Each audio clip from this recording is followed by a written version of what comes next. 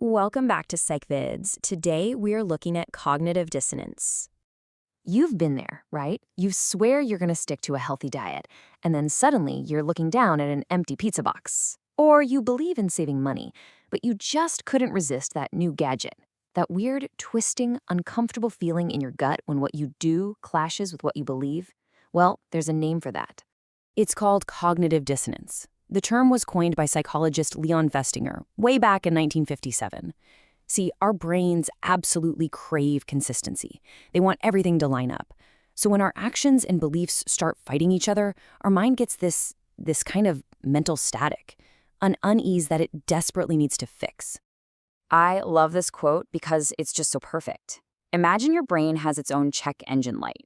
When you do something that goes against your values, that light flicks on. Now, the logical thing to do is to check the engine, right? Change your behavior, fix the problem. But that's hard. So instead, the brain often does the easier thing. It just slaps a piece of tape over the warning light. It changes the belief or rationalizes the action just to make that annoying light go away. But how do we actually know this is a real thing? Well, Festingers Proof is a fascinating story that involves a really, really boring task and a tale of two different lies. So here's the setup. Festinger had college students do a mind-numbingly dull task for a whole hour. We're talking just turning pegs on a board. Afterward, the experimenter asked them for a little favor. Lie to the next person in line and tell them the task was actually super fun and exciting. Here's the catch, though. To tell this lie, some of them were paid $20, which was a decent chunk of money back then. Others, they were paid just a single dollar. Now, this is where it gets really interesting. Who do you think ended up actually believing their own lie? It was the group that only got paid $1. See, the $20 group had an easy out. Why'd I lie? For the money, duh, no conflict. But the $1 group? Well, a single buck wasn't a good enough reason to lie. That created huge dissonance. Their brains couldn't handle the idea that they lie for almost nothing, so it did something incredible. It changed their memory. They convinced themselves that, you know what, the boring task was actually kind of fun after all. And this reveals the crucial point.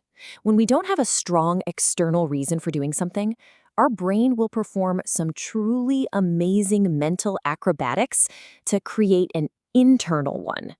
It will literally rewrite our own beliefs to get rid of that uncomfortable conflict. So, how exactly does our brain pull off these mental gymnastics in our everyday lives? Well, it turns out we have a few pretty predictable escape routes we take whenever that mental friction gets a little too intense. Let's take the classic example, a smoker who knows smoking is bad. The most direct, and definitely the hardest, route is number 1, just change the behavior, quit smoking. But since that's so hard, the brain looks for an easier path. It might jump to number 2 and change the belief. The research isn't all that conclusive. Or, my grandpa smoked his whole life and lived to be 95. Or it could try number 3, adding a justification. It helps me manage stress, so it's worth it. Or I only do it socially. And if all else fails, there's always number 4, outright denial. Just don't think about it. Change the subject. Avoid any information that might trigger that uncomfortable feeling. Okay, so let's pull this out of the laboratory and into the real world. Because I'm telling you, once you learn to recognize these patterns, you will start seeing these mental escape routes absolutely everywhere. It's that dessert you justify because you earned it after a 20-minute walk. It's staying in a bad relationship just because you've already put 3 years into it. That's a classic sunk cost justification. It's feeling that twinge of eco-anxiety while you're clicking for same-day delivery. It's passionately defending that overpriced gadget you bought, mainly to convince yourself it was a good investment. And yes, it's even voting for a political candidate while you try to ignore all the policies you strongly disagree with. And this isn't just some rare psychological quirk. Studies suggest that around 85% of us experience this mental friction every single week. It's a fundamental part of the human operating system. So when you hear that 85% of us are constantly justifying and rationalizing, it's pretty easy to think of this as a flaw, right? A bug in our mental wiring that leads to self-deception. But what if it's not a bug at all? What if it's actually a feature? Think about it.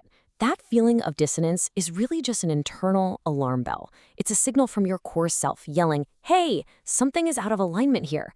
Instead of seeing it as something we need to silence immediately, we can see it as a call to attention, a little nudge from our own moral compass telling us to check our course. So this leaves us with a really crucial question. Is this constant mental tug of war a design flaw we have to fight against? A bug that just leads us to justify our worst habits and our worst decisions? Or is it an opportunity? Maybe that discomfort isn't a problem to be solved with a quick justification, but an invitation. An invitation to pause, to reflect, and to consciously align our actions with who we really want to be. The next time you feel that pull of dissonance, the key is not to just react. Recognize it. Ask yourself what belief and what action are at war. That awareness is the first step. It might just be the most powerful signal for growth we have. Subscribe so you don't miss an episode.